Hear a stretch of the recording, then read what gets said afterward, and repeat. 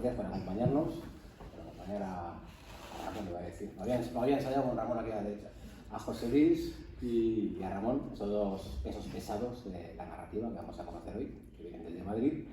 Vamos a hacer una presentación pues, basada en una serie de preguntas que he preparado, pero antes de empezar con esas preguntas voy a leer un pequeño discurso, un breve discurso, que es la manera en la que a mí me gusta presentar a los autores. Así que voy con el discurso y luego ya procedemos con el interrogatorio. A ver cómo suena. En casa sonaba bien, a ver aquí. José Luis y Ramón. Ramón y José Luis. Tanto monta tanto Isabel como Fernando. Y cierto es, porque estamos ante dos reyes que, como en el caso de los católicos, no está uno por encima del otro. A decir verdad, hoy somos unos privilegiados por tener aquí, en nuestra villa, a estos dos ganadores de varios premios literarios. Por cierto, en Portugalete también se alojaron los reyes católicos a finales del siglo XV. Pero no quiero descentraros, porque estamos a lo que estamos, a conocer y a disfrutar de estos dos monarcas de la narrativa.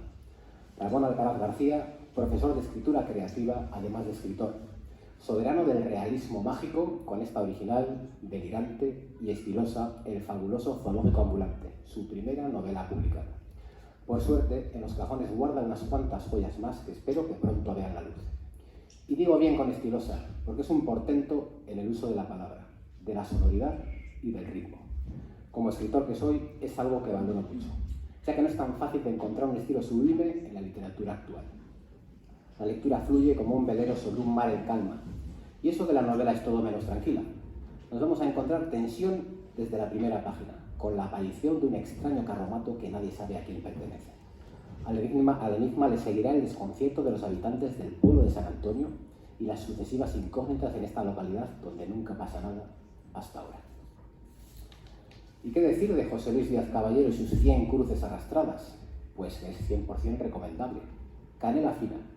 Una historia en la que se mezclan con inteligencia y habilidad extrema la novela y la fábula. La obra del rey José Luis, abogado vocacional, además de escritor con varias obras publicadas, nos deleita con un lenguaje poético y trágico. Trágico, sí, porque 100 cruces arrastradas es el drama de unos inmigrantes, de unos ministros y de un presidente de dudosa ética y escasos principios, quien nos adentra en primera persona en la distopía de una sociedad podrida. Conoceremos sus cloacas que, a pesar de ser ficticias, bien podrían ser las nuestras, las de hoy, aquí y ahora. Esta es una historia para que nos detengamos a reflexionar, a reconsiderar si nos dirigen las personas adecuadas, a replantearnos el modelo de comunidad global en el que vivimos, algo que, con frecuencia, olvidamos hacer. El fabuloso zoológico ambulante y 100 cruces arrastradas son los tronos desde los cuales nuestros invitados van a gobernar esta tarde literaria. José Luis y Ramón, Ramón y José Luis, tanto monta tanto Isabel como Fernando. Aunque no tengan nada que ver, pero la cosa es rimarlo bien. Muchas gracias.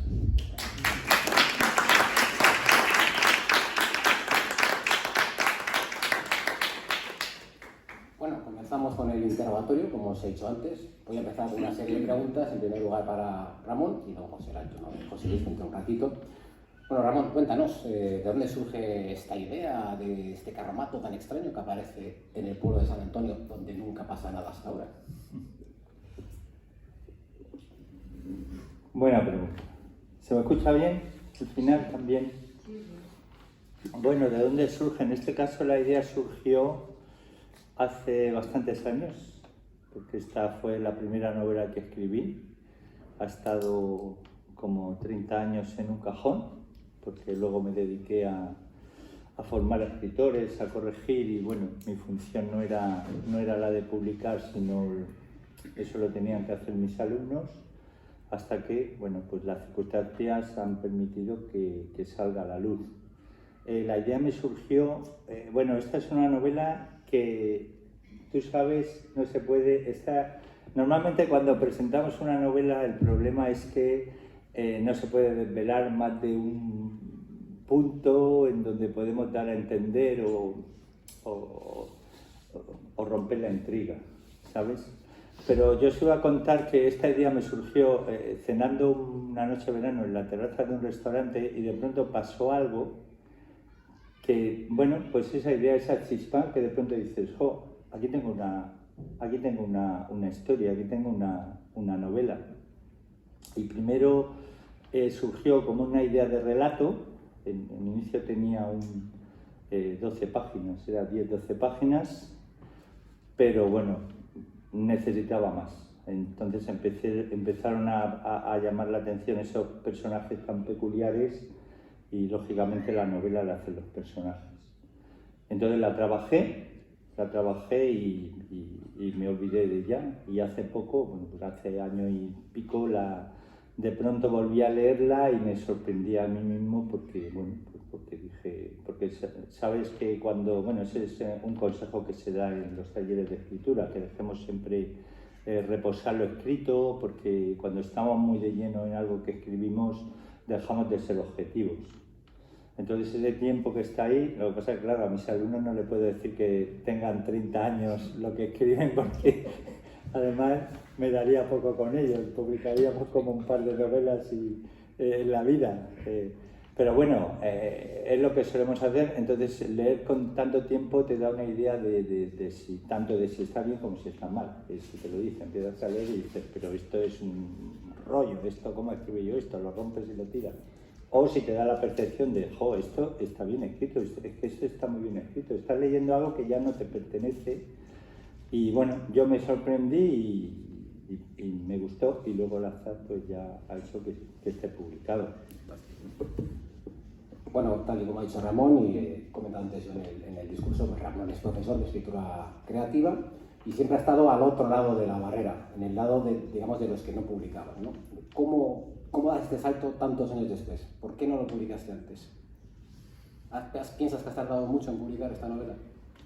No, pues mira, el momento es ahora, porque si lo hubiera publicado hace 30 años o 28 no estaría aquí. Ya yo estoy contento de estar aquí ahora mismo. Entonces, igual que con José Luis, que estuvimos ayer en otra presentación, hace poco en Mallorca.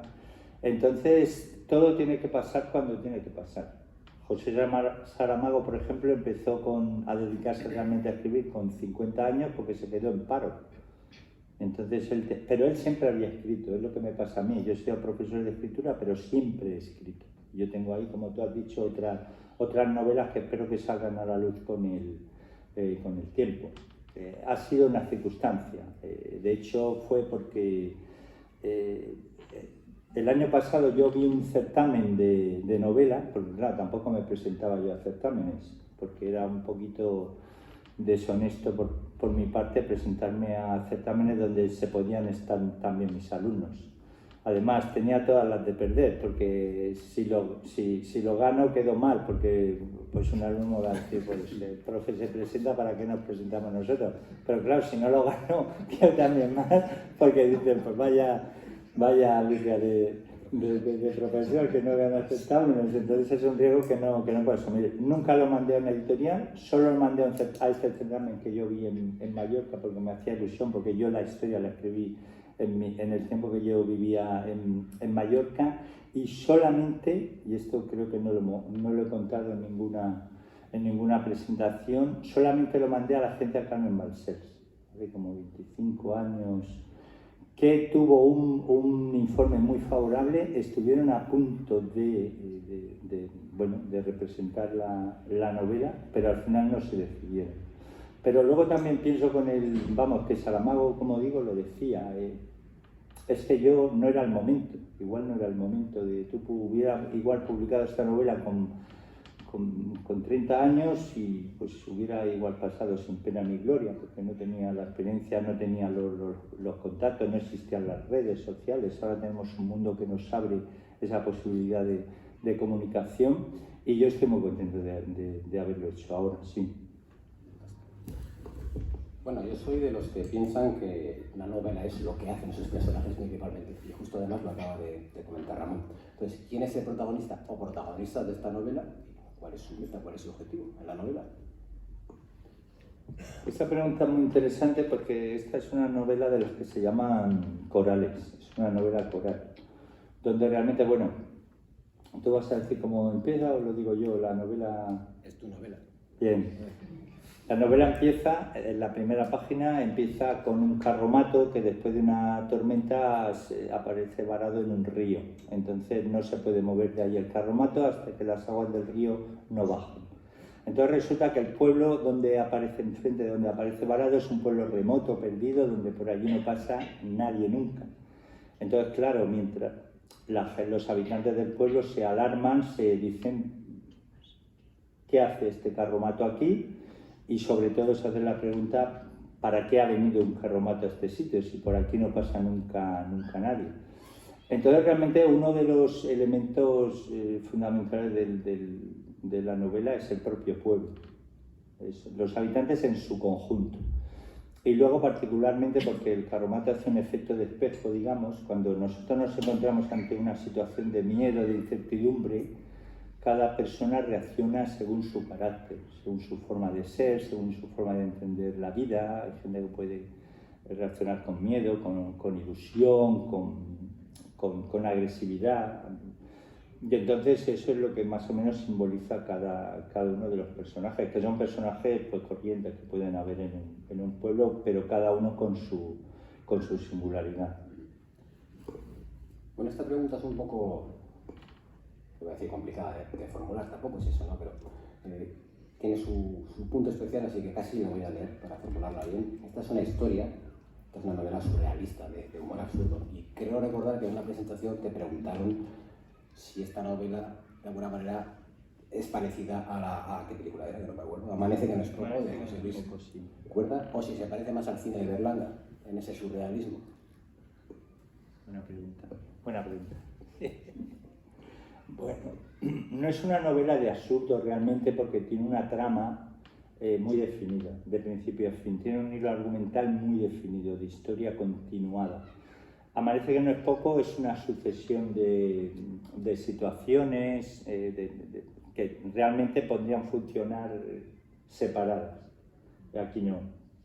Sí tiene ese punto de, bueno, lo que es el realismo mágico, aunque esta novela la definimos como realismo mágico porque es lo que podía más entenderlo, lo que podían entender más los lectores, lo que más se acerca, pero no es realmente así. Pero bueno, sí tiene mucho de realismo mágico.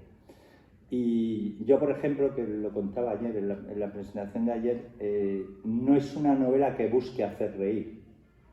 No es una novela donde yo lo que me planteo es una intriga. Yo me planteo que a partir de qué hace ese carromato ahí, tú te intrigues. Además es una técnica que se utiliza mucho en narrativa y en guión, que es generar una pregunta en el lector o en el espectador. Si el lector y el espectador se generan una pregunta que necesitan resolver, no van a parar hasta que acaben de leer el libro o hasta que acabe la película. Entonces eso te engancha. Pero sí que tiene ese hilo.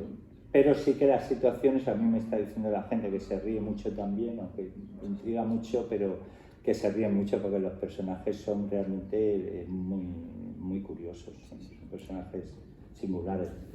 Un poco al hilo de lo que estás diciendo, Ramón, bueno, el realismo mágico pues es un movimiento, un género muy particular, muy especial, ¿no?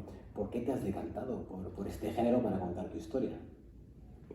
Es decir, podrías haber utilizado quizás un género más convencional. ¿Por qué este género? Que puede ser, yo creo, como escritor, creo que es más complejo de elaborar.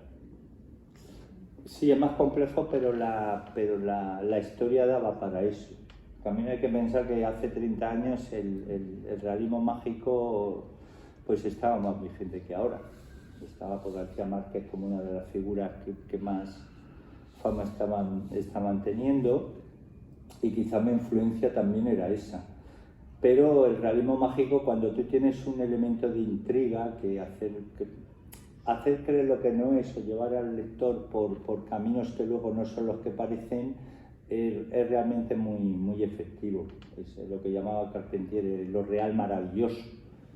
Pasan cosas que parecen, no nos salimos de la realidad, pero sí que pasan cosas que nos llaman mucho la atención y nos generan sorpresa. Y no es realmente lo que pasa, sino también cómo lo contamos. Eso es importante.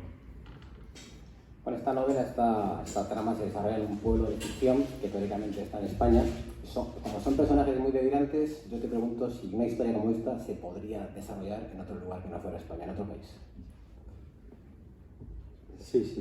Sí, la historia, y además yo en eso sí pensé, se puede situar en cualquier tiempo, o sea, se podría situar ahora si pensamos en un pueblo perdido de cualquier pueblo del país, pero no solamente de aquí, sino de América, de la América profunda, por ejemplo. Me imagino que habrá pueblos también. Entonces no podemos ubicarla ni en un sitio concreto ni en un tiempo concreto, tampoco juego con eso. De hecho, no hay ningún elemento que digas, no, pues tiene que ser de ahora. No sé, si apareciera un teléfono móvil, pues tú sabes que tiene que ser de 20 años para acá, pero no hay elementos. Un carromato es un elemento pues que existe desde muchísimos siglos, y los personajes son personajes también que, bueno, que actúan en torno al carromato. Entonces, sí, la intención era esa, que era sin tiempo y sin lugar definidos. Bueno, pues vamos a dar paso a José Luis, ahí se ríe. A ver qué preparo por aquí. A ver. Bueno, José Luis, cuéntanos un poco qué es 100 cruces arrastradas, cuál es el conflicto que mueve la novela. Bueno, 100 cruces arrastradas es una... ¿Sí? ¿Se me oye? Sí. Pues 100 cruces arrastradas es una especie de... Digo una especie porque no sé, pese a que la he escrito, no sé bien cómo definirla. Es una tragedia, es una distopía o una utopía que parte de una pregunta que me surgió en su momento, que era una pregunta, ética, política, filosófica, y que era qué sucedería en un país si de repente su presidente se diese cuenta de que la sociedad a la que gobierna o para la que gobierna es perfecta, o por lo menos mucho más perfecta que él, en el sentido ético, en el sentido crítico. ¿Qué sucedería? ¿Se sentiría empoderado el presidente o todo lo contrario? Se sentiría cada vez más aislado. Entonces, la historia nace de ahí, nace de esa reflexión. Comienza con la muerte de 100 inmigrantes en el mar, que es, por decirlo así, un hecho que obliga al presidente desde el inicio de la trama a actuar de una determinada manera, a tomar un conjunto de decisiones, muchas veces en sentido contrario a lo que él desearía, y la novela tiene como objetivo responder a esa pregunta: ¿qué sucedería? ¿Qué le sucederá a ese presidente que de forma accidental se da cuenta o percibe que la gente a su alrededor levanta la cabeza y empieza a mirar hacia adelante y se va perfeccionando poco a poco, ¿no? Una sociedad que se perfecciona frente a un presidente que no lo hace. Ese es el conflicto. Bueno, esa es una novela que tiene como protagonista al presidente, pero hay unos cuantos personajes importantes más. ¿Cuál es un poco en conjunto, si lo puedes resumir, el objetivo de esos dos personajes que rodean al presidente? Pues es una buena pregunta, porque cuando estructuramos una novela tenemos un cuadro de personajes en el que hay un protagonista y personajes secundarios, que pueden ser más secundarios o menos secundarios, o tan protagonistas como el presidente o casi tan protagonistas como él o menos. Aquí el objetivo era acompañar al presidente de personajes con suficiente enjundia que apuntalasen el conflicto del protagonista. Pero lo bonito para un escritor es cuando esos personajes van cogiendo fuerza, van ganando espacio, hasta el punto de disputárselo al propio presidente. Aquí tenemos al presidente de un país, a dos ministros principales y a una esposa del presidente, que es una de las juezas más importantes del alto tribunal de ese país, ¿no? Es decir, estamos hablando de personajes con mucho poder. Y todos ellos eran secundarios, hasta que me di cuenta de que, por lo menos en su parcela, eran todos protagonistas. Y se me hizo muy bonito ver, sobre todo los diálogos, porque es una novela que está escrita con un formato muy parecido al de las antiguas tragedias, y los diálogos también están muy teatralizados, y cuando los escribía me di cuenta de que esos personajes secundarios iban ganando espacio. Los diálogos dejaban de serlo para convertirse en discursos o en monólogos. Eso me gustó mucho, porque se me escaparon de todo control. fue muy bonito, ¿no? Ese proceso de redescubrimiento de los personajes y de saber que no eran secundarios o que si lo eran cada vez menos secundarios. Le van ganando terreno de alguna manera. Le van ganando terreno y se lo van disputando dialécticamente, pero se lo van disputando la novela. Por la siguiente pregunta tengo mucha curiosidad por oír la respuesta de José Luis. En la ficha del libro se indica que es su novela más ambiciosa, ¿no? Eso para el escritor es una palabra muy importante. ¿Por qué lo es esta, la más ambiciosa de todo lo que has hecho? Bueno, queda muy bonito en la solapa de la novela. Lo que pasa es que luego hay que explicarlo. Pues si te soy sincero, no lo sé. Era una novela complicada porque, bueno, por muchos motivos. Yo empecé a escribirla durante el confinamiento. Y durante el confinamiento, quienes nos dedicamos a escribir, pues escribimos mucho. Sin saber bien qué, o cuál era el recorrido que podía tener pues esa historia o ese primer manuscrito. Pero coincidió con una época en la que, no sé por qué extraña razón, empecé a releer pues, las lecturas clásicas, las tragedias grecolatinas, a Homero, a Virgilio, a Sófocles, y de ahí fui avanzando. Entonces dije, muy bien, esta historia que tiene forma de fábula, si la puedo contar es con ese lenguaje poético, trágico, que en ese momento se estaba adueñando de mí. Me estaba estimulando, era el que me estaba dando ese impulso creativo. Y quizá, no por la historia, porque la historia no es que no sea simple, pero bueno, no deja de ser la respuesta a una pregunta. El reto era contarlo con ese lenguaje y que la novela no se me cayera de golpe, ni se hiciera ni perdiera ritmo, ni se hiciera demasiado pedante, bueno, que se pudiese leer, que yo pudiera un equilibrio entre el lenguaje, el ritmo narrativo y la respuesta o el desarrollo del conflicto que surgió bueno, pues cuando yo concibí la historia. Entonces, quizá por eso sea la más ambiciosa, porque tuve que equilibrar demasiados elementos para que la novela cuadrase o me cuadrase al final. ¿Lo he conseguido? No lo sé, no tengo ni idea, pero bueno, estoy contento, estoy satisfecho. Bueno, tú ya has publicado antes, llevas un bagaje literario importante, notorio. ¿Cómo has vivido toda esa trayectoria hasta llegar a este momento de ambición narrativa? ¿Cómo ha sido ese proceso desde que empezaste a escribir hasta ahora? ¿Cómo te has sentido creciendo como escritor? Bueno, creces como escritor y creces como lector. O creces como lector y creces como escritor. Yo creo que ese es el orden. Bueno, escribir no es fácil, ni mucho menos. Entonces, si saco algo en claro del proceso creativo, es que cada historia, evidentemente tenemos que conocer. Y Ramón, que es profesor, lo sabe y lo imparte y lo dice de una manera muy vehemente. ¿No? Hay que conocer los recursos, la técnica y todo. Pero cuando te enfrentas a una historia por primera vez, todo es nuevo, absolutamente nuevo. Carlos Fuentes decía que las novelas son como transatlánticos porque son muy grandes en ambición pero también decía, ojo que también pueden ser el Titanic. Y ese es el principal miedo.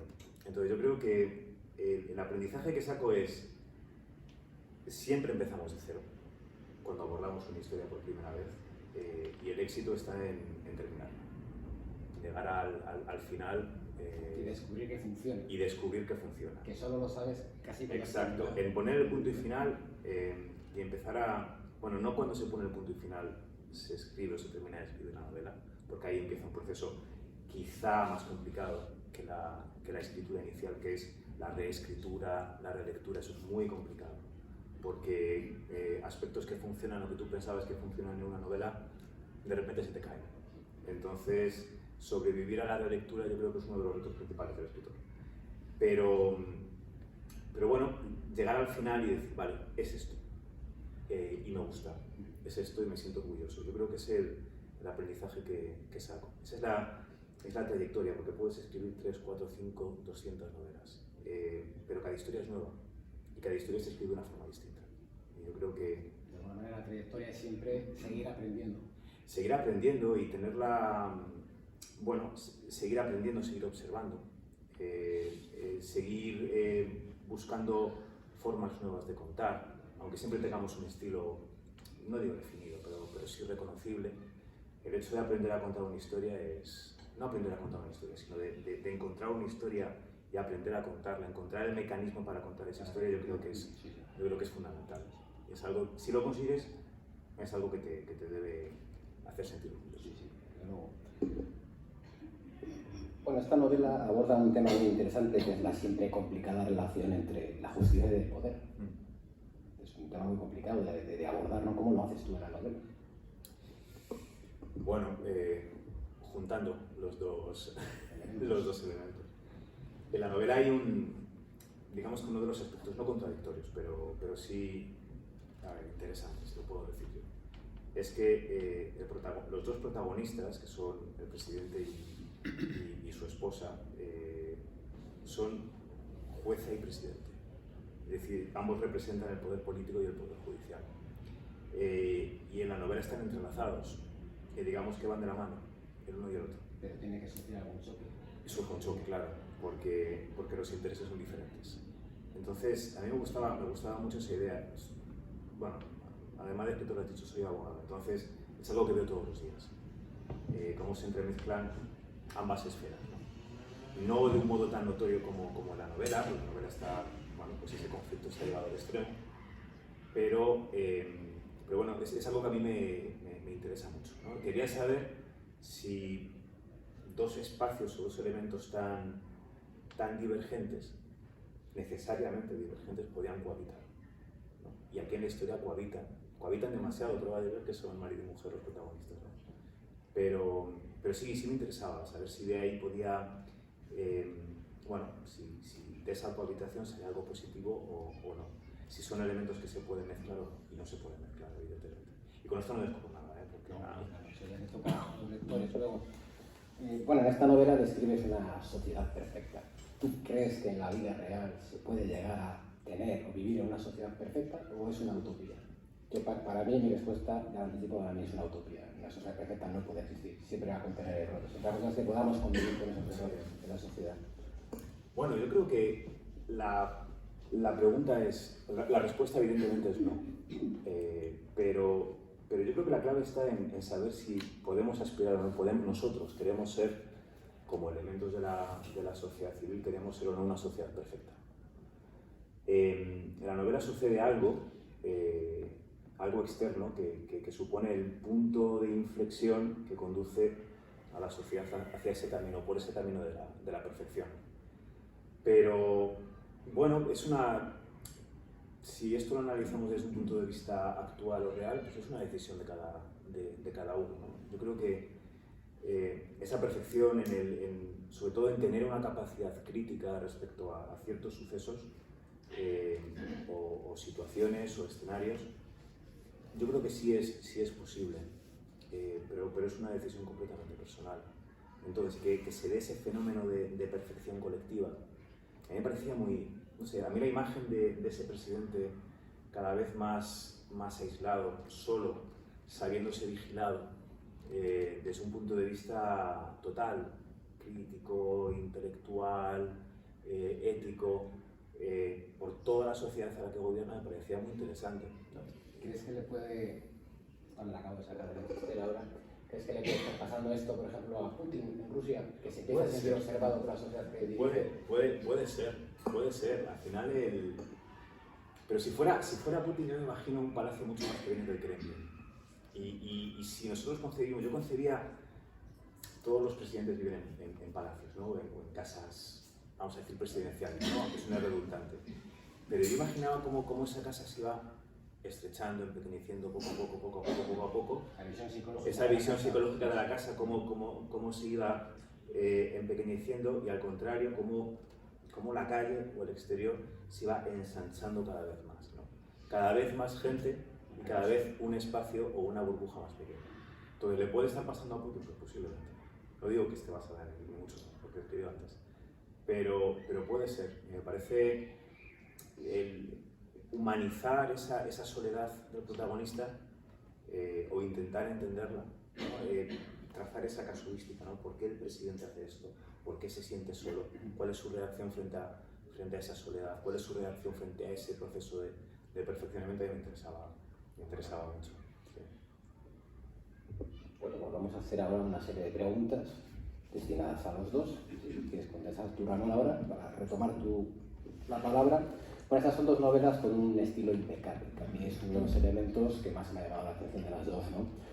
Para vosotros, ¿qué es más importante? ¿El estilo, cómo contáis la historia o lo que contáis en la historia? ¿Continente o contenido? ¿Fondo o forma? ¿Qué es lo más importante para vosotros como narradores? Desde avanzo que ahí diferimos mucho. Vamos a verlo ahora. Bueno, gracias por el halago. Yo, para mí, lo más importante es la historia, es el continente. El estilo es el vehículo a través del cual contamos, pero lo importante es que llegue la historia, es decir, meter dentro de la historia. Entonces, lograr ese equilibrio en el estilo, pues a veces resulta complicado. Mi novela, en este caso, tiene una particularidad que me lo comenta la gente, que es que en las 2 primeras páginas hay un léxico un tanto complicado, pero es con la intención de generar esa sensación de caos que viven en el pueblo, cuando el carromato, que es el amanecer y no saben lo que hay ahí, entonces está hecho con una intención. Realmente el lenguaje sí que lo podemos, el estilo lo podemos utilizar como una herramienta del control de la historia y del efecto que provocamos en los lectores. El estilo al servicio de la historia. El servicio de la historia, el estilo al servicio de la historia que contamos. A partir de ahí, ya digo que las 2 primeras páginas, luego el estilo es más sencillo, más lineal, encaminado a que el lector se meta dentro y no salga. Pero bueno, mi novela, aunque tiene un trasfondo, un pozo reflexivo que te puede hacer pensar luego sobre el simbolismo de los personajes, lo que más he pretendido con su lectura es pasar un entretenimiento, es estar intrigado con lo que va a pasar, mantener esa intriga y que esa intriga llegue hasta el final. Sí, porque es una incógnita tras otra, y funciona de principio a fin, que es una ingeniería complicada de... Sí, parece que va por un lado, luego va por el otro, el lector al mismo tiempo va también metiendo su propia teoría, que a veces va bien y dice, bien, va por aquí, pero la historia está en hacer ese giro, en ese cambio. Y como digo, es que mi intención es meterte tanto en la historia, pues que tú te olvides de todo, te olvides de la hipoteca, de los problemas, del trabajo, y que estés ahí intrigado hasta el final, hasta que sabes lo que pasa con el carromato. Bueno, has dicho José Luis, que difieres de Ramón. Vamos a ver, Bueno, ¿qué términos? más o menos, no. A ver, luego nos vamos a pegar, cuando vayamos de camino al hotel nos vamos a pegar un poco. Bueno, yo creo que ambas cosas son importantes. Yo creo que la historia es importante y el estilo también, porque el estilo es lo que da sonido a una historia, ¿no? El lenguaje. Antes Ramón mencionaba lo real maravilloso, que era, vamos a decir, lo que fue el primer escenario del realismo mágico, que lo definió Carpentier. Y a él se le acusaba de que su literatura era barroca, y él se sentía orgulloso de ello. Decía, es que el lenguaje barroco no necesita circunscribirse a ningún contexto ni a ninguna historia, ya es belleza por sí misma. Yo no llego a ese extremo, pero sí creo que esa conexión entre historia y estilo, entre historia y lenguaje, es fundamental. Es como una canción, ¿no? Una canción que importa, la letra o la música, ambas cosas. Una canción sin letra no sirve de nada, pero una buena letra sin un solo de guitarra pues se quedaría coja, ¿no? Pero yo creo que la literatura va también un poquito por ahí. Lo que pasa es que cada historia se cuenta de una manera distinta. Necesita un estilo propio. Necesita un estilo propio. Hay historias que necesitan de un lenguaje muy sencillo, quizá por el protagonista, por la voz narrativa que elige el autor, y hay otras que necesitan, si hablásemos de una tragedia, por ejemplo, pues necesitan un lenguaje más poético. Yo creo que el estilo está al servicio de la historia y la historia debe ponerse al servicio del estilo también, ¿no? Es decir, debe haber un equilibrio, ambos se deben retroalimentar. Pero yo creo que es importante, sobre todo porque, como decía, el lenguaje genera sonido.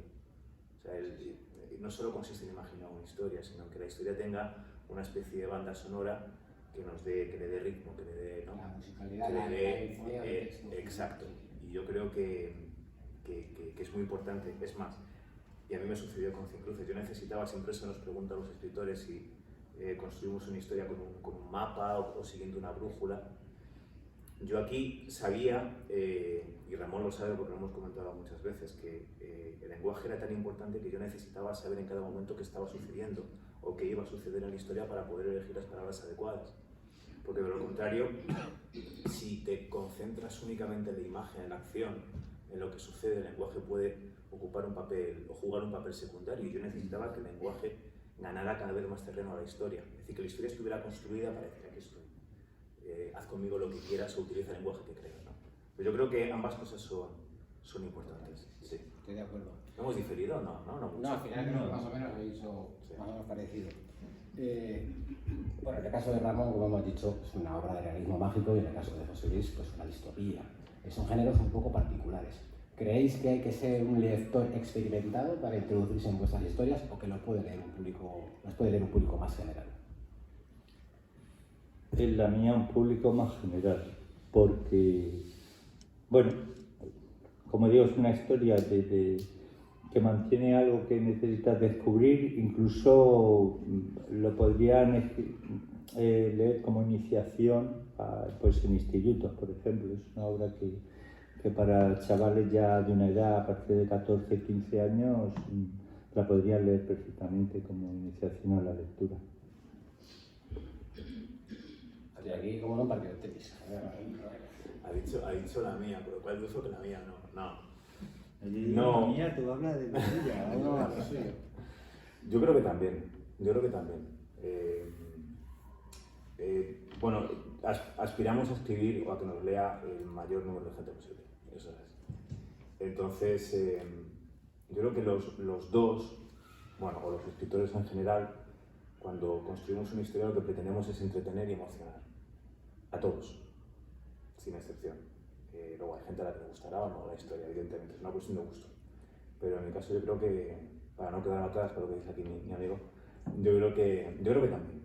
Yo creo que es una historia que ambas las puedan leer. Un público general, sí, sin ninguna duda. ¿Os sorprenden vuestras historias? Es decir, vosotros ya sabéis más o menos lo que vais a contar, pero durante ese proceso de escritura os sorprendéis, os sorprenden las reacciones de los personajes, aunque los hayáis creado vosotros. ¿Os pasa? A mí sí me pasa. Por ejemplo, con mis personajes tienen una forma de ser, una personalidad, pero a veces toman decisiones propias de alguna manera y me sorprenden e incluso me enseñan cosas, como si ya hubieran cobrado vida previa, por ejemplo. ¿Os pasa a vosotros? ¿Os sorprendéis? Sí, los personajes de que siempre, si realmente están vivos, sorprenden. Luego también depende del tipo de historia que estés llevando a cabo o también cómo la planificas o de dónde surge la idea, porque esto es algo que también comentamos ayer.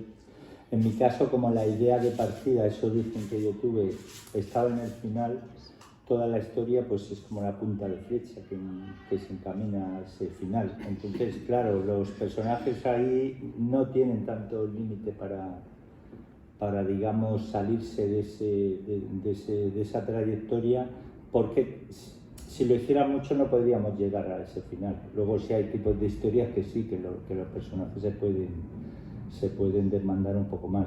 Pero bueno, siempre dentro de ese camino que tienen que cumplir, pues hay gestos, hay hechos, hay incluso diálogos que a lo largo de la construcción te acaban sorprendiendo, sí, siempre. ¿Caso, José Luis? También, sí me sucede.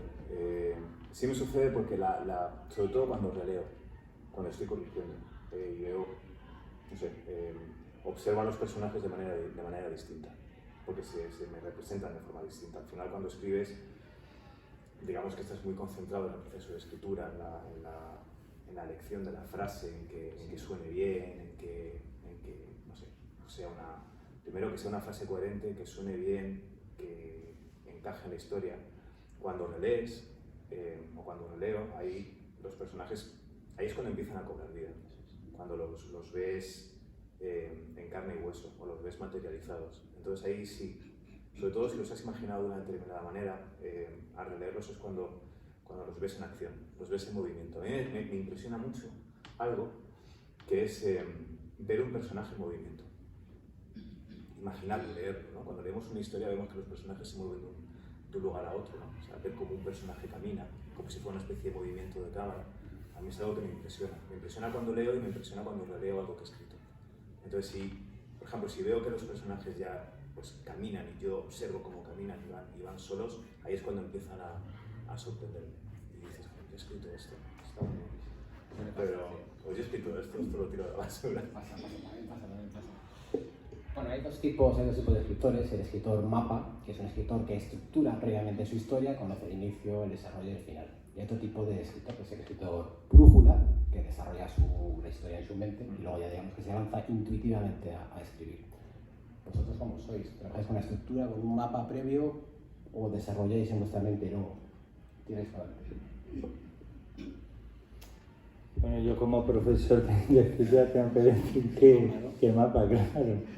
Hay que tener un mapa mínimo y trabajarlo porque, sobre todo de la novela, estamos hablando de la novela, en el relato no tanto, claro, pero debes de tener una estructura, un mapa, porque luego, sobre todo en los autores que comienzan, porque si te vas a sentir perdido, vas a perder rentabilidad, vas a ocupar mucho tiempo en algo que si te paras un poco a pensar, pues te vas a evitar un montón de problemas. Entonces siempre, en teoría, estamos hablando teóricamente. Luego puede haber una mezcla, digamos, es decir, no hacer ese mapa tan exhaustivo, tan preciso, pero sí tener una serie de anclajes que eso no se van a mover. Y si dentro de esos anclajes existe entre uno y otro, ser brújula. Yo creo que en mi novela sí que hice una combinación de los dos. Como he dicho antes, como yo la idea del final era tan precisa y tenía que llegar a ella, porque si no, esto es como una novela policíaca. Tú desarrollas una novela policíaca en un crimen, en un delito que se va a resolver. Tú eso no lo puedes mover. Todos los personajes van a ir encaminados a eso porque si eso se saltara, si eso no se produce, la novela ya sería otra.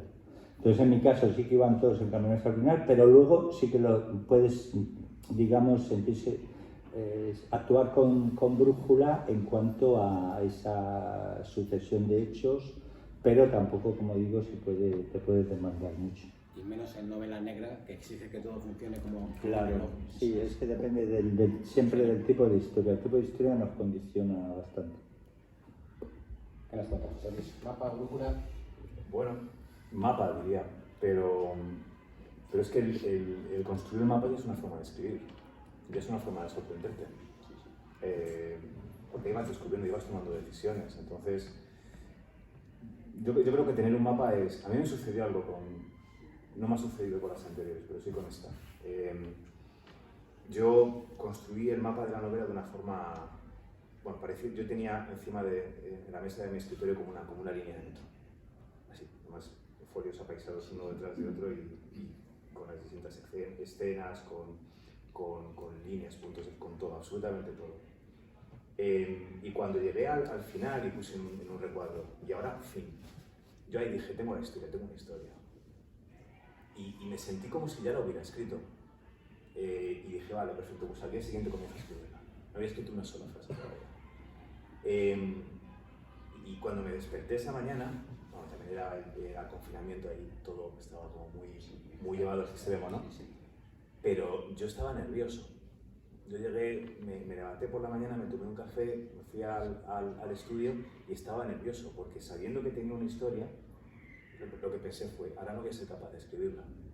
Y yo sabía que iba a suceder, capítulo 1, capítulo 2, capítulo 3, fin, cambio, punto de inflexión, absolutamente todo. Y ahí es cuando tenía un punto de incertidumbre. Quiero decir que tengamos un mapa o utilicemos una brújula, la incertidumbre en el proceso de escritura siempre está.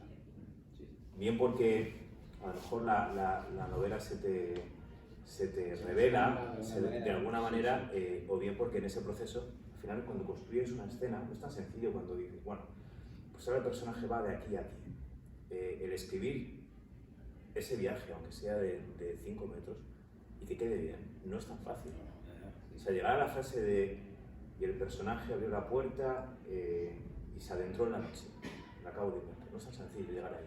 Y eso es una incertidumbre para el autor, ¿no? Entonces, bueno, yo creo que la clave está en ir superando esa esa negrura e ir construyendo la historia, ya sea con un mapa o con una brújula. Volvemos un poco al concepto siempre de equilibrio. Sí, en este sí, caso, sí. entre el mapa y la brújula. Sí. Eso es.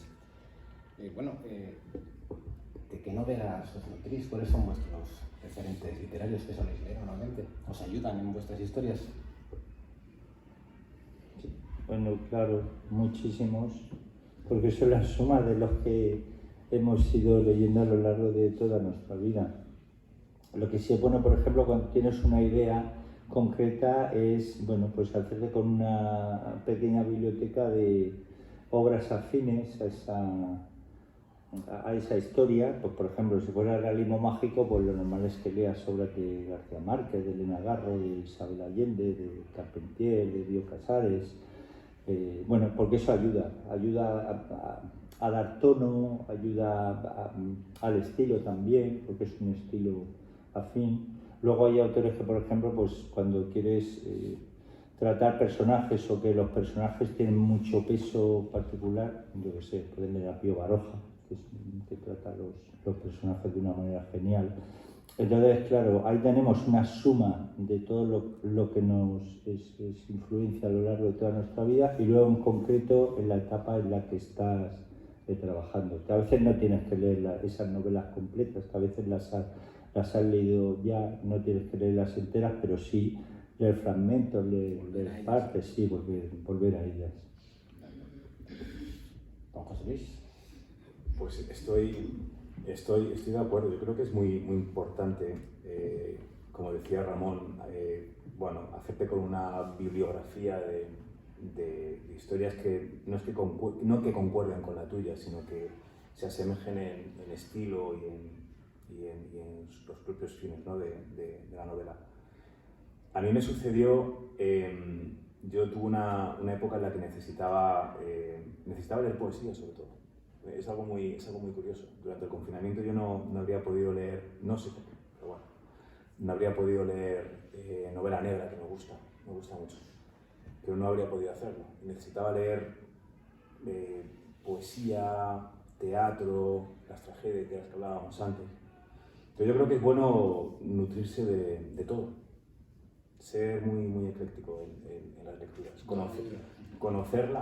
conocer todo, o todo en la medida que sea posible, y nutrirte de él, ¿no?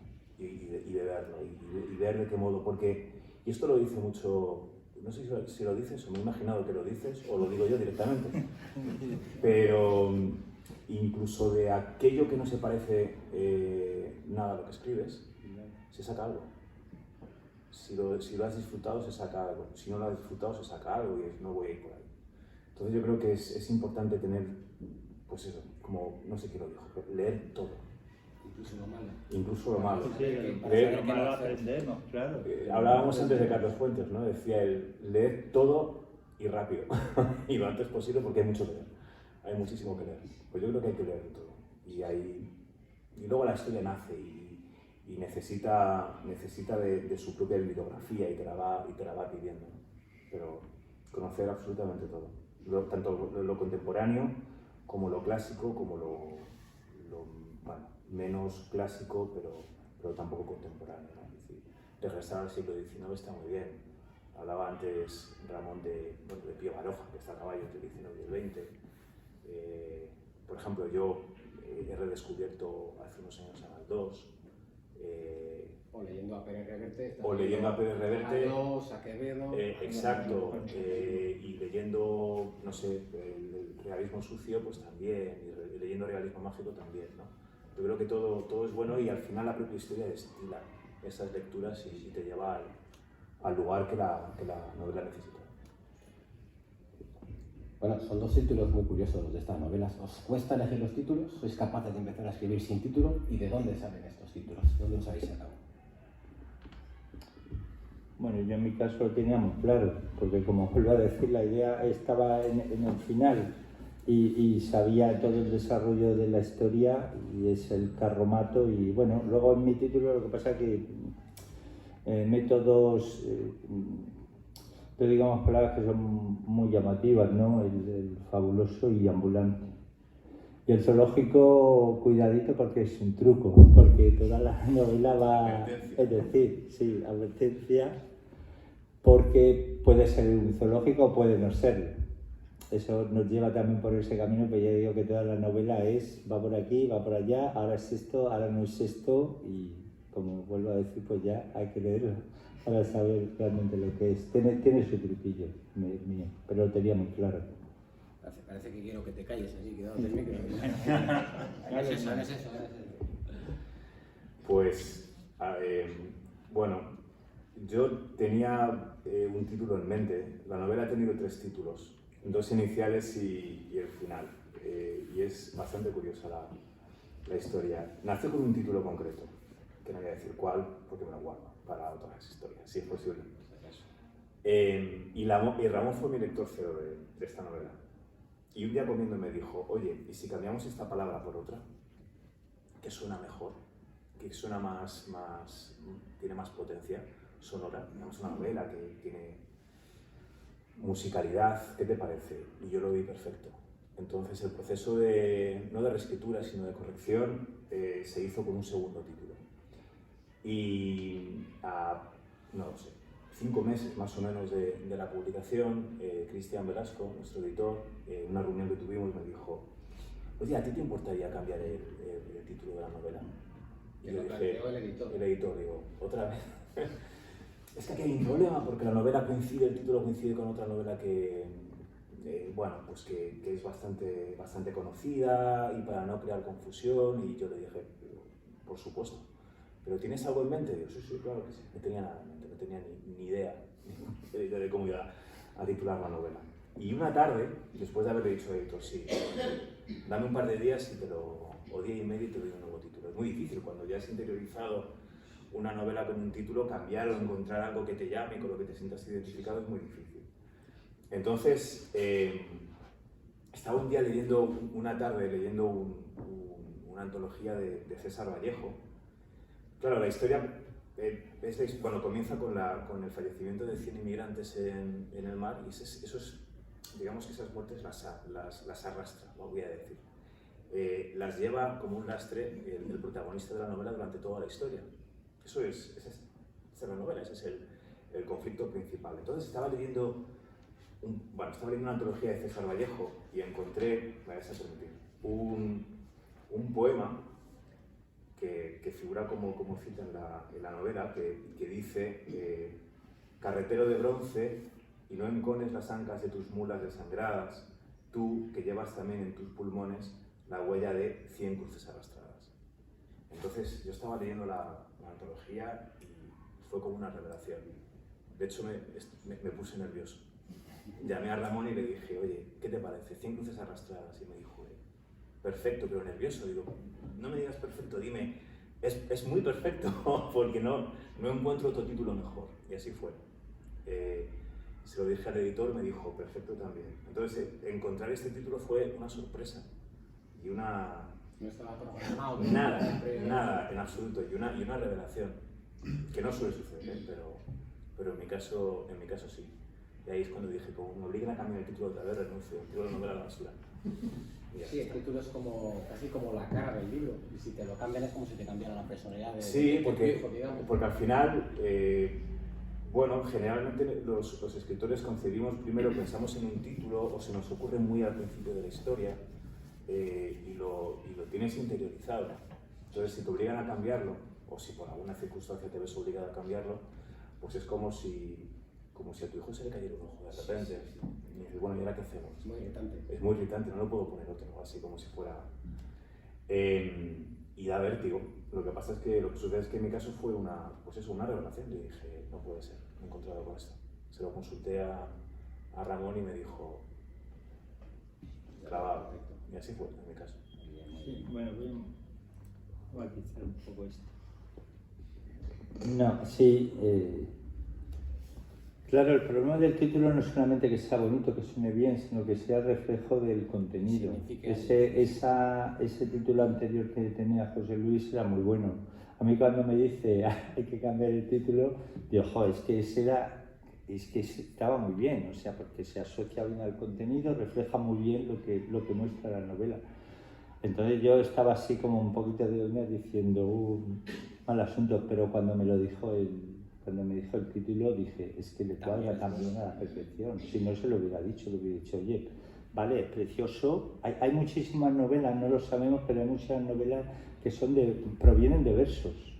Hay muchas novelas cuyos títulos provienen de versos porque el autor, en tu mismo caso ocurre, lo que pasa es que no sabemos el origen. Pero claro, un título puede sonar precioso, ser maravilloso, pero si no refleja el contenido de la novela, realmente tampoco no funciona. No funciona porque a veces nos condiciona. Tú puedes leer un título que te hace pensar una historia y luego si no es realmente lo que te hace pensar, por eso es importante la elección de lo... Muy importante. Muy luego importante. Sucede algo que hoy nos ha pasado, una historia, y es que hemos estado esta mañana en el Guggenheim y estábamos viendo una exposición y una de las explicaciones pues soy sincero, no recuerdo de quién, porque me he quedado con la frase pero no con la artista. Hemos leído una frase y hemos dicho, esto es un título.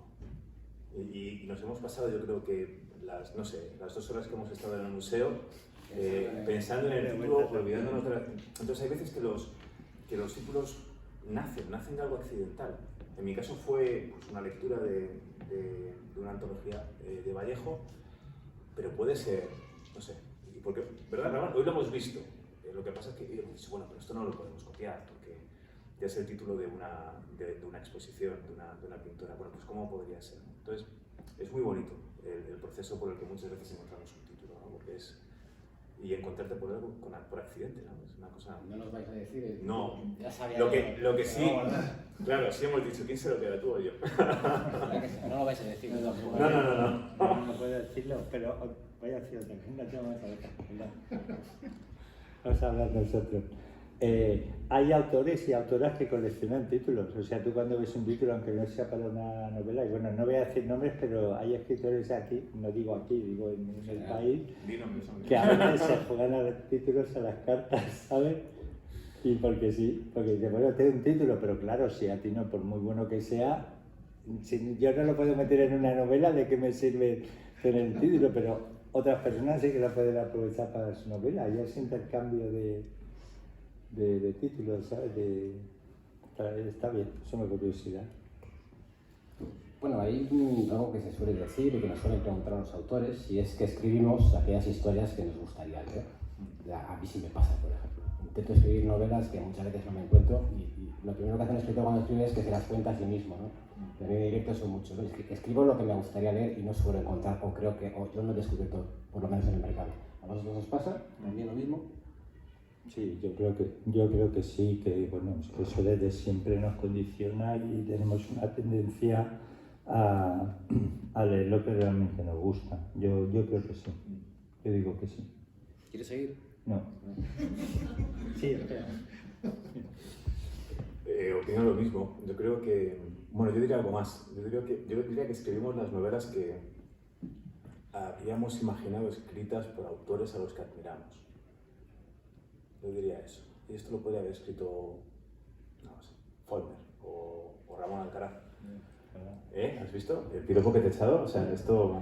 No, sí, yo he dicho, lo decía por Faulkner. No, por mí. Bueno.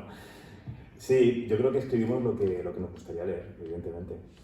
Porque antes que escritores somos lectores. Y yo creo que, de hecho, a mí me sucede, y también lo he comentado con Ramón muchas veces, yo creo que leer y escribir es prácticamente lo mismo, o forma parte del mismo proceso. A mí me gusta mucho leer. Es más, cuando no tengo tiempo para escribir, si tengo que elegir entre leer o escribir, elijo leer, siempre, porque creo que es una forma de escritura también. Entonces sí, yo creo que escribimos aquellas novelas que nos gustaría leer, ¿no? o que pensamos que podrían estar a la altura de otras novelas que hemos leído y que de alguna manera nos han fascinado. Bueno, chicos y chicas, autores, ya nos queda la última pregunta, quizás la más, no sé si difícil, ¿no? Pero para ir cerrando, ¿por qué nuestro público debería leer vuestras novelas? Que necesitamos dinero. Necesitan dinero en esto. Bueno, yo porque ya he dicho antes que yo, mi mayor objetivo, aunque luego uno se pueda quedar con un pozo y pueda dar para pensar en todo lo que ha pasado, el simbolismo de los personajes, etcétera, etcétera, yo mi pretensión mayor con esta novela, que bueno, es eso, pasar un rato entretenido, olvidarte de problemas, estar enganchado ahí. He recibido halagos, estoy recibiendo halagos muy buenos de personas que suelen leer lento, les gusta leer poco a poco, unas cuantas páginas cada día, ¿no?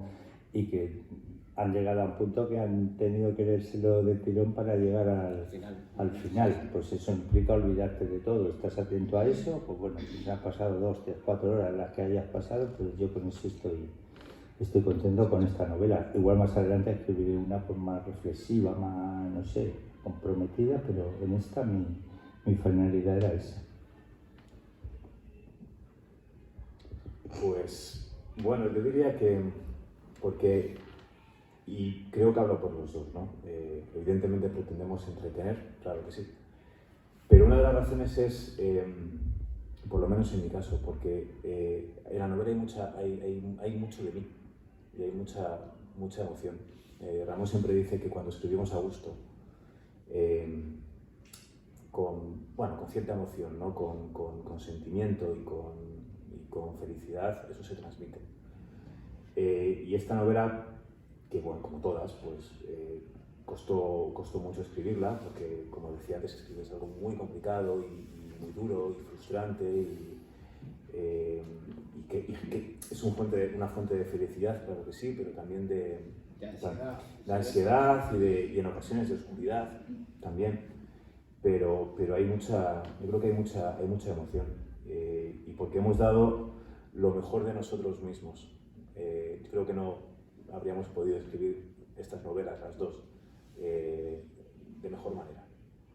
No digo que sean buenas, pero no las hemos podido escribir mejor. Y yo creo que eso es un motivo por lo menos para que la gente, los lectores, tengan curiosidad y digan, pues, vamos a ver qué han hecho estos dos. Bueno, amigos, pues con esto hemos terminado las preguntas generales, el interrogatorio por mi parte, así que si queréis hacerles alguna pregunta a nuestros autores, pues cuando queráis. Yo le quería preguntar a Ramón, que después de casi 30 años que tienes ahí ¿se me oye? Sí. En un cajón algo y lo vuelves a coger, ¿ya lo sentías como tuyo eso? Porque tú seguro que has evolucionado. 30 años no se puede. Sí. La pregunta es, ¿cuánto de eso que estaba en el cajón es la novela que ahora tienes sobre la mesa? Buena pregunta, pues la verdad es que sí, es que me sorprendió. Ya he dicho antes que cuando yo retomo la novela después de tanto tiempo, es que me sorprendió. No, ya he dicho que podía haber ocurrido que no me hubiera gustado y más desde mi evolución, lógicamente. En tanto tiempo y dedicándote a esto, pues eres más exigente, evolucionas muchísimo. Pero en este caso, lo normal hubiera sido que la hubiera tenido que reescribir completa o cambiar muchas cosas, pero es que mi sensación era de ¿cuándo he escrito yo esto? Aunque me acordaba que lo había escrito, lógicamente, y por eso seguía adelante con ella. Sí, el paso del tiempo la había sentado bien, incluso ahora que el realismo mágico ha quedado un poco en el olvido, pues también estoy contento de que igual se pueda avivar este género y que puedan salir más obras de este género, porque creo que fue una época bonita que atrajo a muchísimos lectores y que es motivante. Pero hubieran podido pasar las dos cosas, que en este caso fue positivo. Sí, pero no lo voy a hacer más, no tengo ninguna novela ya con tanto tiempo y de hecho la próxima que ya tengo en mente, porque los editores cuando publicamos una novela ya tenemos la siguiente camino, la siguiente está escrita llevo pensándola, estructurando y tal, un par de años. ¿Cuántas novelas tienes, Ramón, en el cajón? Pues fíjate, yo no he dejado de escribir nunca y entre bocetos, algunas terminadas, ideas y tal, es posible que tenga unas 20 novelas, sí, probablemente. Qué barbaridad. Sí. ¿Y cuánto has tardado en escribir cada una? Más o menos así, ojo. No, con el paso del tiempo, pues fíjate, 30 años más, puedes escribir una cada año y medio. Ya te digo que no todas están terminadas. Pues si fueran terminadas, pues no tendría tantas. Algunas solamente son bocetos muy Me están generales. preguntando por la edad y no le gusta. O sea, Ya, todo- Claro, me están aquí sacando mi edad y bueno, pues soy muy joven. Una novela en un año y medio, y además Sí. novelas de tu calidad. No Sí. creo que sea nada fácil, vamos, yo sería incapaz, desde luego. No, pero ya te digo que no son completas. O sea, yo que pueda decir las puedo sacar ahora, que las, sin dudarlo, sin tener que, serían solo 2 terminadas. Algunas les queda muy poco. A lo mejor tengo 5 o 6 que necesitan muy poco trabajo y el resto que he dicho hasta ese número 20 más o menos, pues esas sí que tendría yo que meterme más. Una segunda Les etapa tendría de que trabajo. meter más tiempo, les tendría que meter más tiempo, sí. ¿Alguna preguntita más? Sí, bueno, Carmelo. a Ramón decirle que quizá la única pista, porque ya hablamos ayer por la radio, y la única pista espacio-temporal que das en el libro es que el casino está iluminado con velas. O sea que eso ya te marca una cierta Por ejemplo, época. sí, Sí, ¿no? Es sí. un pequeño dato. Y a José Luis, primero que seguro que este libro le encantaría a Montesquieu y que si de verdad que es una distopía, que la sociedad está mucho más perfeccionada que la clase política que tenemos en este momento, ¿no? Bueno, a mí me gusta decir, y eso se sabe un poco al final, ¿no? Porque digamos que el final de la novela es la culminación de ese proceso reflexivo. Me gusta decir que lo que comienza siendo una distopía termina siendo una utopía. Bueno, yo creo que sí tenemos las herramientas para iniciar ese proceso de perfeccionamiento. Tenemos herramientas para conocer. Cuestión distinta es que lo hagamos o queramos hacerlo o nos interesa hacerlo. ¿Por qué esta novela inicialmente es distópica? Porque la razón es porque en la novela el hecho que el punto de inflexión o la circunstancia que acelera ese proceso es accidental, no es interior.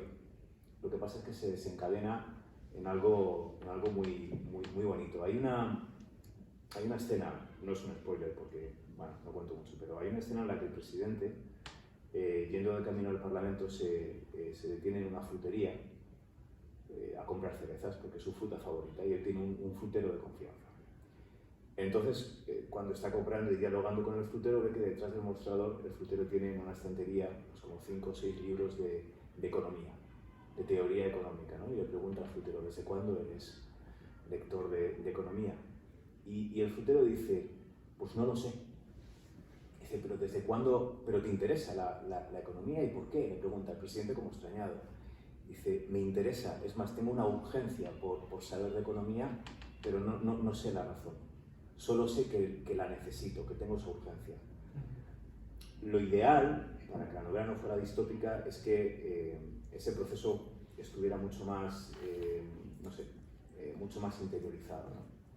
Entonces, ¿creo que estamos muy lejos? Bueno, no deberíamos estarlo, porque herramientas para el conocimiento y para tener una posición crítica, pues, disponemos de ellas, existen ahí, ¿no? Están a nuestro alcance, pero todavía nos falta ese empujón o ese ápice de voluntad para hacerlas nuestras, adueñarnos de ellas y utilizarlas a pleno rendimiento. Lo que es seguro es que hace 30 años no las tendrías escritas así, ¿no? Seguramente no. Seguramente no. Hace 30 años no. Pero eso vuelve a decir la edad de mamá. No, hace 30 años no. Hace 30 años estaría leyendo cosas muy distintas.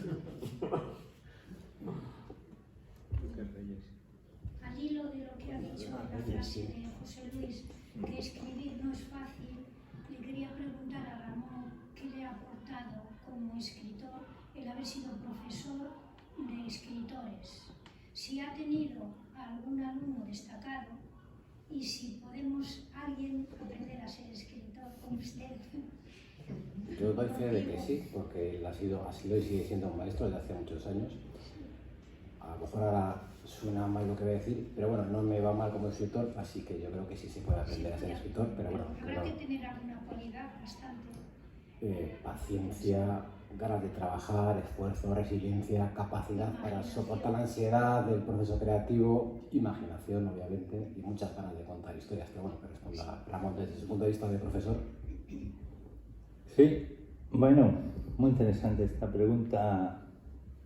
Claro, a mí todo lo que es aprendizaje, yo pues llevo dedicándome a esto tantísimos años y aprendo también cada día y de cada uno de mis alumnos. Aquí está, bueno, aquí está Adrián, que escribe muy bien, está José Manuel, que ha sido alumno mío, está allí Reyes Martínez, que ha venido de Gijón, que ahora lo ha fichado Grijalbo como para su serie de novela negra. Está allí Alicia G. García, que también ha venido de Gijón, autora de RBA. No ha venido, he traído. Obligada. Pero bueno, está aquí, muy bien. Entonces, bueno, yo digo que tengo mucha suerte con los alumnos que tengo. También es verdad que se trabaja muchísimo. Hemos trabajado siempre muchísimo con constancia y con método. ¿Cualquiera puede escribir? Pues sí, cualquiera, porque todo se aprende. Son herramientas que podemos aprender, son técnicas. Y luego también, como yo digo, hay muy pocos catedráticos de literatura que sean famosos por escribir novelas. Es decir, tú puedes ser muy buen teórico de algo, pero no querer o no tener esa capacidad de imaginación, por ejemplo. Hay gente que es muy imaginativa, hay gente que es muy observadora, hay gente que le cuentan una historia y la escucha sin más, pero hay gente que escucha una historia y dice, con esto escribo yo una novela. Es decir, es muy amplia la capacidad para creativa, y luego lo que hacemos en un taller de escritura, digamos, es encaminar y aprender las técnicas y trabajarlo de la mejor manera posible. Yo sí digo que se puede aprender. Lo que no podemos aprender es, por ejemplo, pues esa capacidad sí que tiene un poquito, pero como cada uno pues utiliza sus recursos. Hay gente que tiene historias de familias fabulosas y que son magníficas. Entonces, siempre desde ese punto de partida, sobre todo la voluntad, la necesidad de querer escribirlo, y luego el tiempo y la constancia, pues cada vez escribimos mejor, y sobre todo las lecturas, como hemos dicho antes, son importantes. ¿Alguna preguntita más? Venga, Drori, hola, muy buenas. ¿Quieres preguntar algo? Como escritora que eres, ¿no? Sí, mira, te voy a preguntar, ¿cuántas horas al día trabajas? ¿Cuántas horas? Lo comentábamos antes los tres. Bueno, yo creo que, por decirlo de una manera un poco metafórica, te diría que las 24 horas. Y yo creo que es algo que Ramón va a secundar. Digamos que escribir necesita su tiempo, evidentemente, ¿no? De sentarte a la mesa, coger un cuaderno o encender el ordenador. Pero muchas veces, bueno, quienes nos dedicamos también a otras profesiones, encontrar el tiempo necesario para o intentar construir una jornada de trabajo habitual para escribir una novela, como sucede con otros escritores, pues nos es muy difícil, por no decir imposible. Pero cuando encuentras una historia, digamos que siempre estás escribiendo, porque la historia siempre te está rondando en la cabeza, siempre estás pensando en ella. Y eso ya, por lo menos para mí, es escribir. El ir tomando decisiones que muchas veces no las tomas en tu escritorio, sino que, no sé, surgen durante el día, ya forma parte del proceso de escritura. Cortázar decía algo muy bonito, y es, cuando tengo un cuento en la cabeza, yo sé que el cuento ya está escrito. Lo único que necesito es encontrar un momento en un café, en un avión, en mi casa, para traducirlo en palabras, para anotarlo en un trozo de papel, pero el cuento ya está escrito. Cortázar era un genio, pero sí hay algo de verdad en eso. Entonces no es tanto escribir 4 o 5 horas seguidas. Ojalá pudiéramos hacerlo. Yo tengo la suerte, por lo menos el primer manuscrito de Cien Cruces lo escribí durante el confinamiento, y ahí sí pude porque no podía hacer otra cosa, claro. Leía y escribía y limpiaba el suelo de mi casa, pero ahí sí podía dedicarle 4 o 5 horas, ¿no? Cuando volví a la vida normal, por decirlo así, y ya no pude disfrutar de ese tiempo, tuve que entender que escribir iba mucho más allá, ¿no? Y entonces no es tanto, puedes escribir un día 1 hora, media hora, 2 horas, 3 horas, pero la historia nunca se aleja de ti. Y el hecho de que no lo haga ya es un digamos que forma parte de ese proceso de escritura. Ya estás escribiendo, la historia ya se está escribiendo. Entonces yo creo que hay que encontrar tiempo de calidad y hay que tener el enganche necesario con la historia como para pensar continuamente en ella e ir desarrollándola en tu cabeza poco a poco para que cuando ya tengas ese tiempo, la historia salga, nazca y se materialice. Por lo menos eso es mi... Yo creo además que la historia, cuando conectas con la historia que quieres contar, la historia es uno mismo. Con lo cual estás 24 horas conectado a tu historia. Por eso el escritor, vamos a decir de alguna manera de raza que conecta con la historia, continuamente está escribiendo en su cabeza. Y la última fase, la fase final, es justo cuando te pones a lo mejor delante de la pantalla y escribes. Pero la historia es parte de uno, va con uno mismo. Me repito, 24 horas escritor, 24 horas al día. Es como debería funcionar el escritor que crea en su novela. Sí, absolutamente de acuerdo. ¿Algo que decir? Sí, Te encanta además. No, vaya.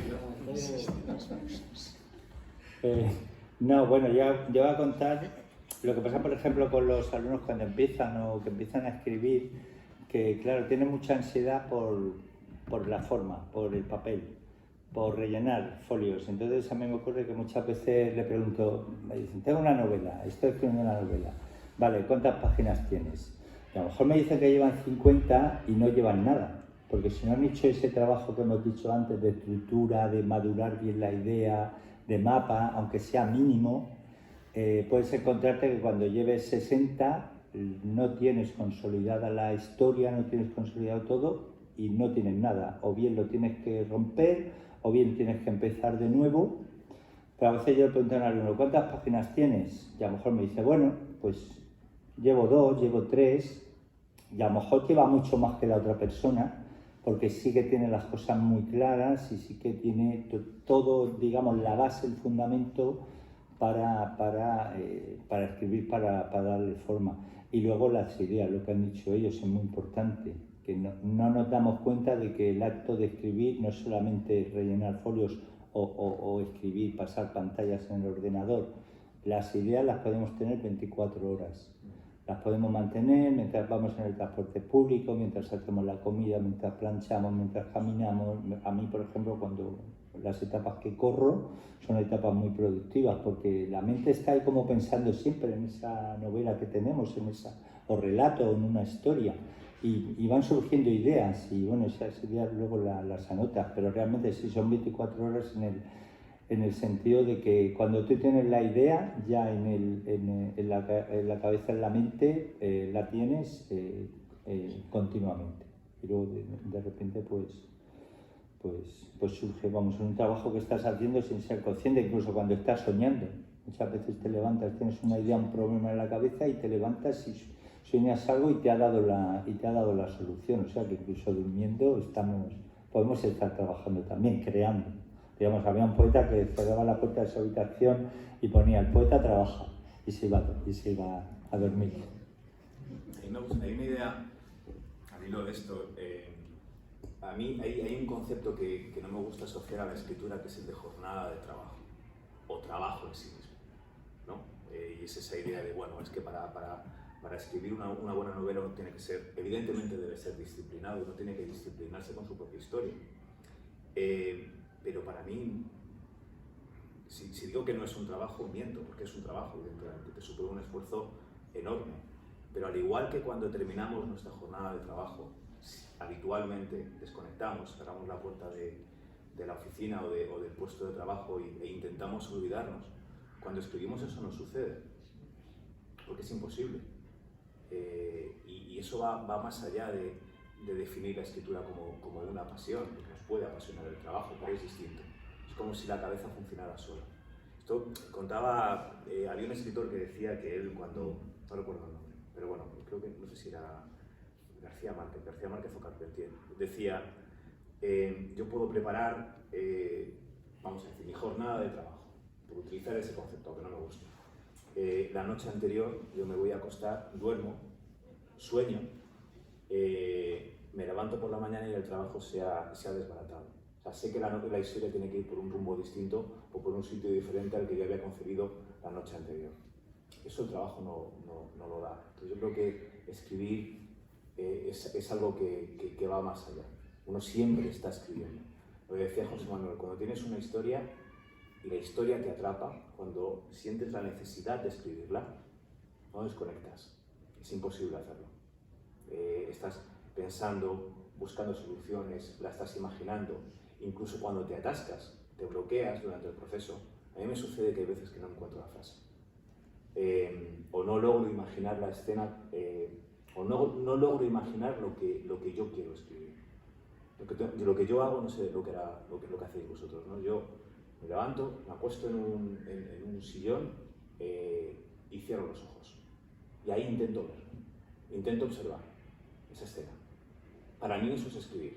A lo mejor no escribo más en todo el día, pero si alcanzo una solución tras ese proceso de cerrar los ojos y ver esa escena como si estuviese viendo una película, yo ya me di por satisfecho.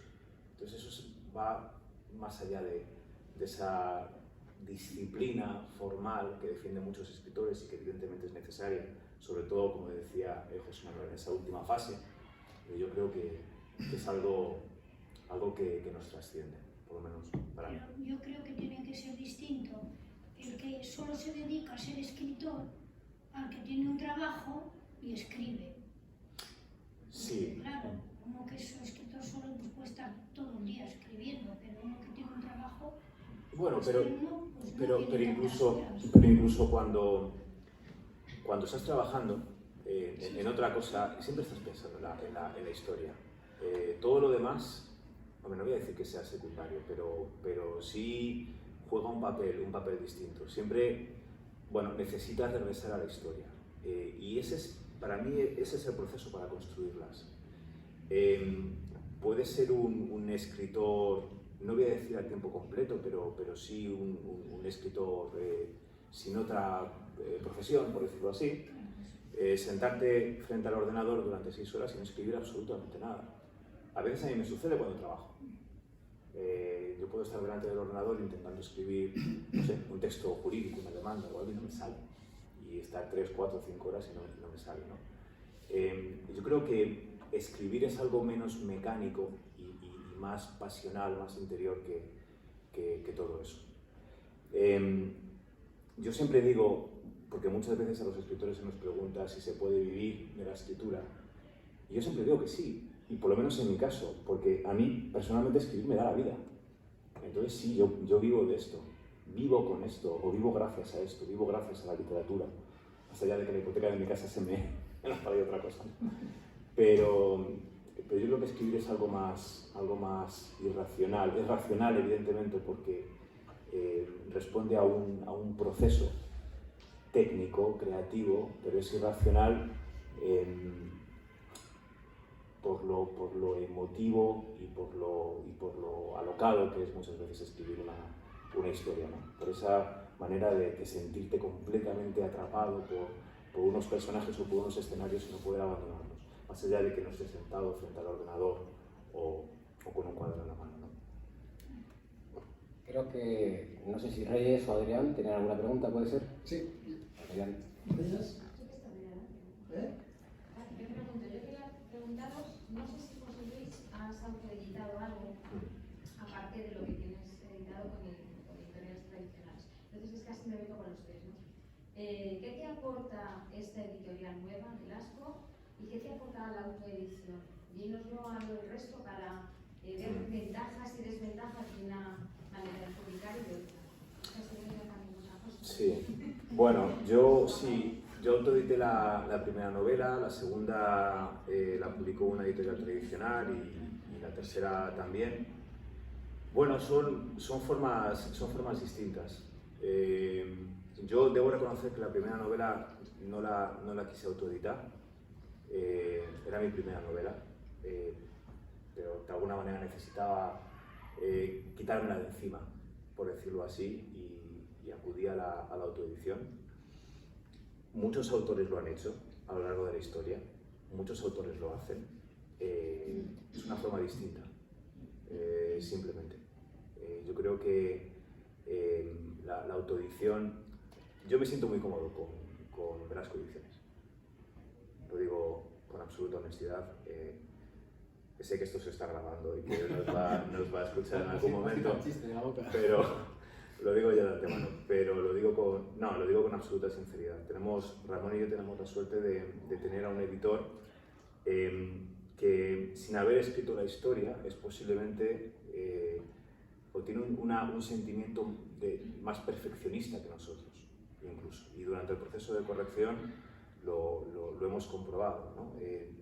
No hay nada accidental en la historia, ni una coma.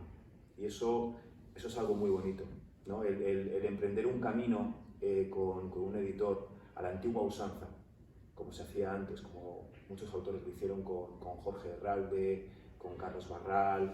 Hay un libro, por ejemplo, no sé si conocéis a Malcolm Lowry, un autor americano que escribió Bajo el volcán. Hay una edición creo que es de Austral, en el que se publica la correspondencia que él tuvo con su editor antes de publicar Bajo el volcán. Es preciosa, ¿no? Porque la historia se reconstruyó gracias a esa relación epistolar entre uno y otro. Antes no había WhatsApp, no había nada, no había correos electrónicos, todo era por cartera, muy bonito. Esto lo puedo hacer yo con José también. Claro. Novela epistolar. Sí, y es muy bonito porque es como la precuela de la novela. Entonces, tener esa relación con alguien que confía en una historia para mí es una bendición, ¿no? Porque uno se siente acompañado y siente que tu proyecto o el resultado de esa cosa tan interior y tan interiorizado que es la escritura, pues también es el proyecto y esa cosa tan especial para alguien más, ¿no? Pero cuando las circunstancias se dirigen hacia otro destino, o cuando son distintas, o cuando el escenario es distinto, la autoedición es un camino que ha permitido conocer las obras de muchísimos autores maravillosos. Y no digo aquí quién en la sala, porque hay más de uno. Y no lo digo por mí. pero es una manera. Por ejemplo, hay una novela de José Donoso que se llama, para mí es uno de los mejores títulos que yo he leído en mi vida, que es El obsceno pájaro de la noche, que él la autoeditó. Y luego fue una novela que forma parte de la historia de la literatura en América Latina y en el resto del mundo, ¿no? Entonces si yo tuviera que elegir, evidentemente elijo caminar acompañado de un editor, sin duda alguna. Y sobre todo de un editor que cree y que vive la literatura tanto más que nosotros. Pero son formas completamente no solo válidas, sino que son una fuente de literatura igualmente a la par, prácticamente. No sé si he respondido a la pregunta o me he enrollado una barbaridad. Respondiste hace un rato. Reyes, no sé si la pregunta era destinada un poco a todos. A los tres. Bueno, entonces vas a pillar siempre. Voy a intentar ser breve en esta explicación. La autoedición te da libertad, te permite tener el control de la obra, tener tus propios, manejarte en tus propios ritmos, ¿no? como escritora en tu caso, ¿no?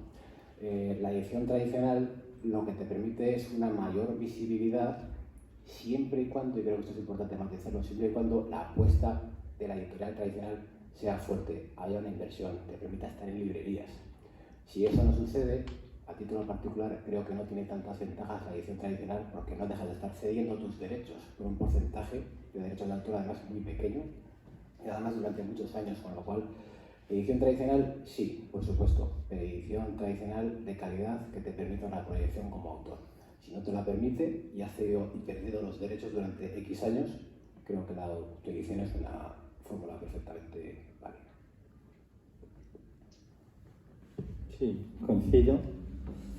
En mi caso, pues bueno, estoy agradecido a Ediciones Velasco porque, como ha dicho José Luis, nos da esa libertad en cuanto a algo le ha gustado y respeta el texto. No se mete en el tema de la corrección. Yo me he sentido muy bien porque en el proceso de corrección, porque incluso aunque yo sea corrector y me dedique a esto, pues siempre se nos puede escapar algún detalle, pero en ese sentido me he sentido muy arropado porque se me ha consultado todo lo poco que se ha podido tocar o corregir, incluso en algo como tan sencillo como aquí en vez de punto y coma pondría una coma. Pero es bueno que te lo digan, se hace un listado de esto y tú vas diciendo sí o no y te enteras además de los cambios. Entonces en ese sentido yo me he sentido muy bien porque bueno, a veces las grandes editoriales se creen con derecho a querer modificarte incluso a veces hasta cosas de la historia y bueno, uno tiene que tomar esa decisión de decir bueno, tú me vas a publicar pero yo también en mi obra, no me la puedes tampoco tocar más de lo preciso. Y lo que más valoro es la distribución. La distribución, bueno, que se pueda ir a cualquier librería a pedir la obra y si no la tiene, pues si no está allí, pues eso se pide y te la traen, pues para mí es un lujo. Alicia. Bueno, Adrián, ya me está esperando. La mía Alicia no importa, no, es para no José tenemos Luis. tiempo. Es una pregunta un poquito capciosa, pero no, lo que respondas no va a salir de aquí. Garantizado. Está grabado, ¿eh? Bueno, Para un momento. cortaréis. No se corta. La grabación la controláis, ¿no? No se va a cortar nada. ¿No? Bueno, No. pues entonces tú verás lo que respondes. Para la creación de ese presidente del gobierno algo canalla, es una pregunta además que nos suele hacer mucho a los escritores, ¿no?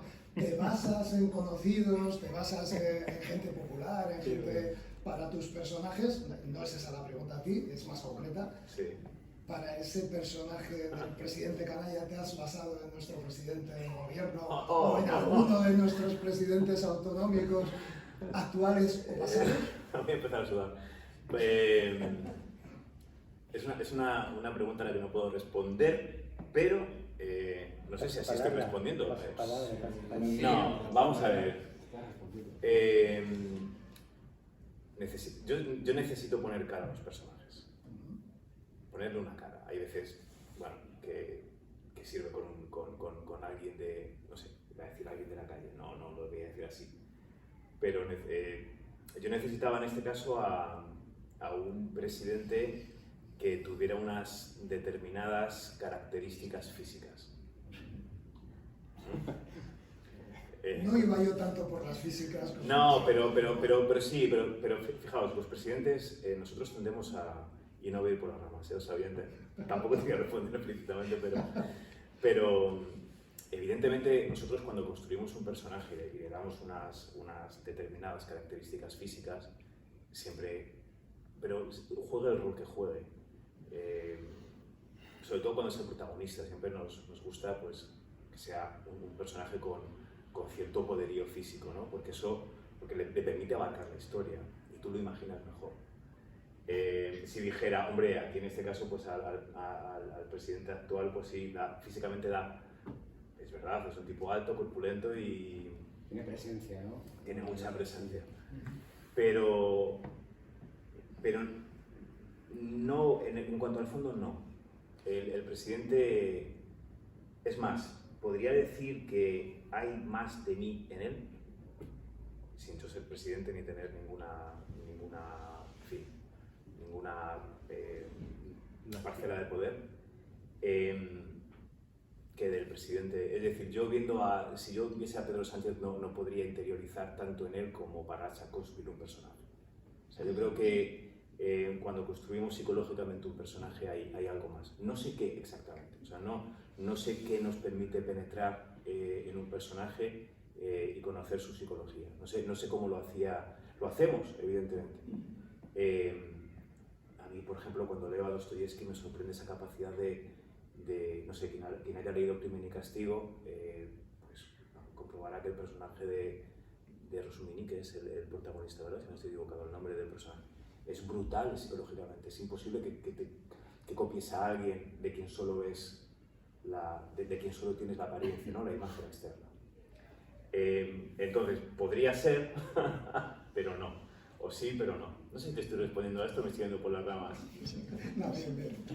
El canalla se Canalla soy yo. Es mucho más fácil decir que canalla soy yo a jugarme una querella y decir que canalla es.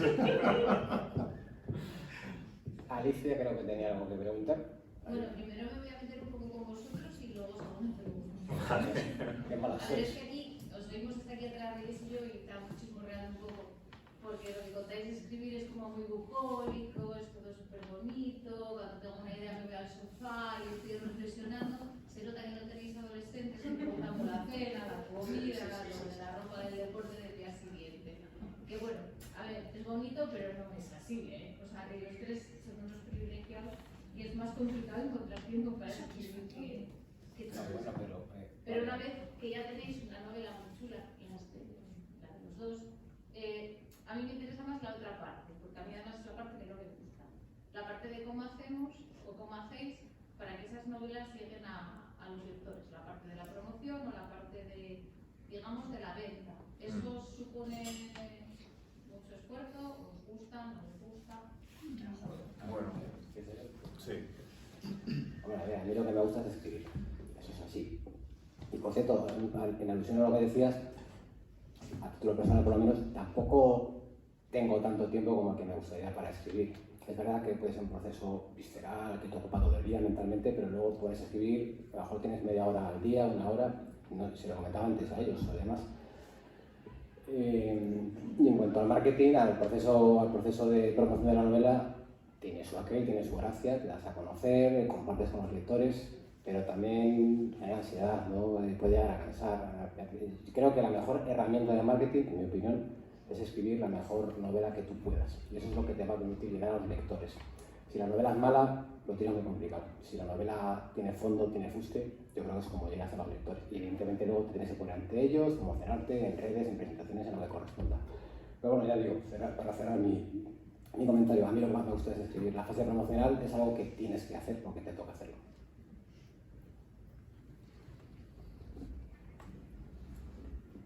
Gusta escribir, claro, pero bueno, yo siempre digo cuando se hacen presentaciones que esa actividad solitaria que es escribir, porque es una actividad muy solitaria, de muchas horas solo, pensando, creando, pues se compensa cuando estamos en compañía. Es una manera de compartir el nacimiento de un libro y eso me gusta.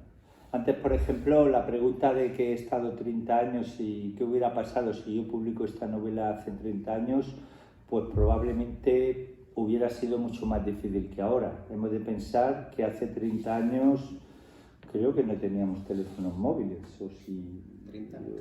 Son de esos de cajón que llevabas la maleta. Estaban ahí empezando, todo el mundo lo tenía, internet tampoco, teníamos en casa, no había redes, entonces te lo imaginas, tampoco existía esa posibilidad tan de ahora que tenemos más acceso a la publicación. Entonces, pues eso, quizá lo hubiera hecho hace 30 años y pues no hubiera podido hacer lo que hago ahora. También, bueno, también mi actividad como profesor me ha permitido conocer a mucha gente durante todos estos años y en las redes también. Yo empecé hace 3 años un proyecto también en plena pandemia de dar cursos, o sea, subir vídeos de manera gratuita y libre, pues de enseñanza, subía vídeos sobre técnicas narrativas, sobre consejos de estilo, sobre cuestiones de escritura, y eso me ha permitido, y ahora tengo como unos 20.000 seguidores entre Facebook e Instagram en las redes. Pues eso es una base también de apoyo, y a mí sí que me gusta, a mí el contacto porque yo llevo muchísimos años dedicándome solamente a esto en casa, trabajando por el ordenador, lo que ahora es el teletrabajo, pero yo hace ya más de 20 años que llevo haciéndolo, y a mí sí que me gusta mucho la parte esta de la promoción, de compartir con la gente que viene y viajar y hacer presentaciones. A mí en particular me gusta mucho, porque no solamente es hablar de las novelas, pues nos ponemos a hablar de cuestiones sobre el proceso creativo, sobre la distribución. Eso a mí sí que me gusta, sí, sí. Pues, sí, pues a mí me gusta mucho. A mí me gusta.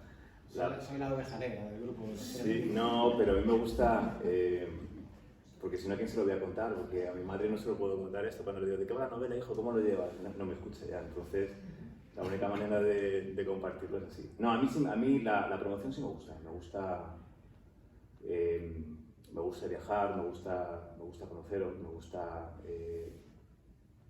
a ver, evidentemente supone un esfuerzo y es más bonito cuando uno puede, en fin, cuando no tiene otras obligaciones y puede, bueno, comportarse un poco como una celebrity, ¿no? Como eso sería perfecto, pero mirad, ayer, por ejemplo, estábamos en Durango, tuvimos una presentación muy bonita también, casi como esta, y luego Ramón y yo nos fuimos a cenar y habíamos disfrutado mucho hablando de literatura, como decía él, ¿no?